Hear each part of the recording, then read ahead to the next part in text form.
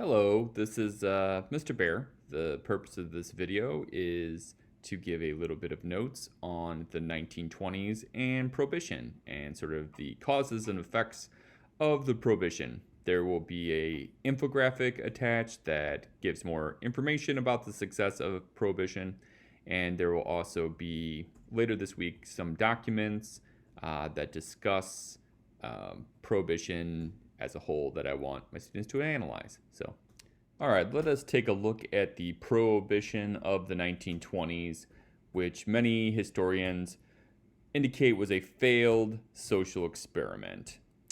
In the 20s, the 18th Amendment was added to the Constitution, which allowed Congress to outlaw the sale, manufacture, and transportation of alcohol. This would be enforced by a federal law that was created after the amendment known as the Volstead Act, which would lead to actual arrests.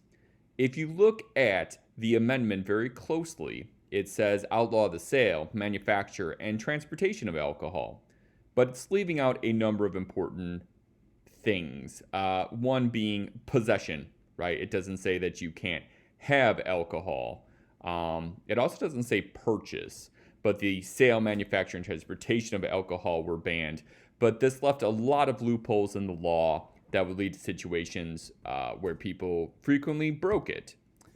The movement to ban alcohol had been in place since before the Civil War, honestly, with the Second Great Awakening. There were anti-saloon leagues and efforts to ban alcohol for a long time, and with the passage of the 18th Amendment, it actually came into being. However, during the era of Prohibition, illegal crime really flourished. Many people continued to drink in these facilities known as speakeasies that had these sort of hidden entrances and secret fronts. Some of these speakeasies were even world famous, such as in New York, there was a institute called the Cotton Club, where celebrities would often talk about going to and frequenting. And yes, there would be arrests, but a lot of times these sort of things were ignored. And that the Cotton Club would move around and change locations. And sort of this taboo factor made it more appealing to people. The illegal efforts to make alcohol included the producing of illegal booze known as moonshine. The people who would produce their own illegal booze were known as moonshiners, or the people who smuggled it were called bootleggers. In fact, there is a little reference to the creation of NASCAR, which had these bootleggers who would smuggle alcohol across the South, and in order to outrun law enforcement, they would modify their cars. And over time, these bootleggers had competition about their vehicles, and these bootlegger races would lead to stock car racing. There was also efforts to smuggle it over the ocean. These people were referred to as rum runners, often smuggling alcohol from places like Cuba into the United States. So there was a vast criminal network of people who still produced alcohol illegally and smuggled it through various parts of the country. Over time, these efforts to criminally produce a banned substance led to the growth of really powerful criminal organizations or syndicates. A criminal organization made of many Italian immigrants came into the 1920s known as the Mafia. The Mafia had success in this era because it practiced this code of silence known as the Omerta. There were 5 different sort of factions of the Mafia within New York City. But in Chicago, one of the most infamous mobsters of history, Al Capone, was placed in charge of the bootlegging operation. And I think one of the reasons why Al Capone gets, more coverage than like a Lucky Luciano or one of his contemporaries in New York is that he really became the monopoly on alcohol manufacturing in the Chicagoland area. And to be honest, this is one of the things that sort of defines Chicagoland area. I was on a vacation a couple years ago, and even on vacation, I was talking to a tourist from Germany, and they asked me where I was from. And you never say Coal City because nobody knows where Coal City, Illinois is. So I say I'm from a small town, near Chicago. and the tourist said Chicago, like Al Capone, Tommy guns, ta ta ta ta ta, and I'm like, I guess like 100 years ago there was Al Capone, but that's still something that people associate with this area, and there are a lot of stories about Al Capone even in the modern day surrounding this area. So he became quite a historical figure due to Prohibition. As I said, he practically had a monopoly in Chicago, and for a lot of his history, he was practically considered a public figure. There were often times where he compare himself to a businessman or Robin Hood. And in the early days of Prohibition, Al Capone was seen sort of as a sort of quasi-hero where people would give him credit for, providing a service, alcohol, that people previously had and now didn't have access to. And so he was kind of a Robin Hood figure at first to many people. What would really cause this to change would be a violent gangland shooting known as the St. Valentine's Day Massacre.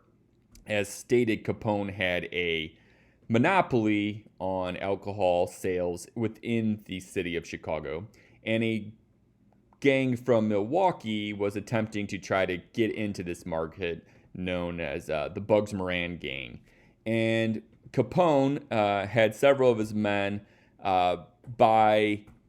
acquire, I should say, police uniforms and made a bust on one of Moran's warehouses. And when they came in dressed like cops, they pretended like they were arresting members of the Moran gang, and then they lined them up against the wall and with shotguns and Tommy guns, murdered them all and killed 7 people. And it was quite some time before the police showed up. And in fact, news photographers actually arrived before the police officers to the Valentine's Day killing.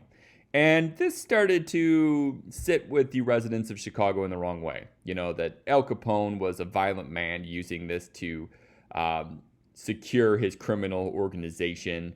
The fact that he had acquired police uniforms and the police showed up late showed some sort of corruption within the police department. And so the St. Valentine's Day Massacre was really sort of the beginning of the end for Capone, because it had wrecked his public image within the city of Chicago. So as a result of this, the St. Valentine's Day Massacre, there was more public sentiment to sort of get Capone out of town. He started to become viewed as more of a villain than he had previously. And the law enforcement agency that would actually take down Al Capone was from the Treasury Department, led by a law enforcement agent known as Elliot Ness, who would form this group referred to as the Untouchables. The Untouchables have several movies about them, and they're kind of seen as the heroes of this era, but basically the term came from the idea that these untouchable law enforcement agents couldn't be bribed or intimidated by Capone's gang, and would eventually make his arrest. In the end, Al Capone was arrested for income tax evasion, which is actually a common way that criminal syndicates are taken down. That basically they spend money and they can't prove how they made the money, so therefore they don't file enough income tax, and that is what took down Al Capone. He was sent to prison, eventually moved to Alcatraz in San Francisco Bay, and he would die in prison from complications of the venereal disease syphilis, which is a pretty nasty way to go. But overall, during the Prohibition era, there was a rise in crime, and even criminals like Al Capone became worldwide famous. But the 18th Amendment and Prohibition really just didn't work. There was an actual increase in the amount of alcohol drank in the United States during the Prohibition. Yes, an increase. And I will give a link to this infographic that kind of talks about that. But there's actually more alcohol drank per capita, per person, during the years of Prohibition than there were in some of the years that preceded it. During the Prohibition, crime skyrocketed, including homicide rates went through the roof. As people vied for sale of this, drug, essentially.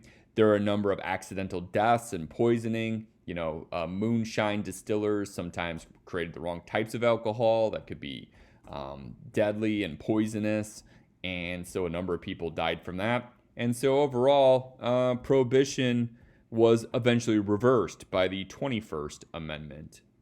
So I guess some questions for review is, why do you think prohibition was wildly unsuccessful? Why would people choose to drink when it was actually illegal? Second question, how can we compare prohibition to movements to illegalize drugs in the modern day? Are there any sort of comparisons that could be made there? And overall, what are the positive and negative consequences of prohibition?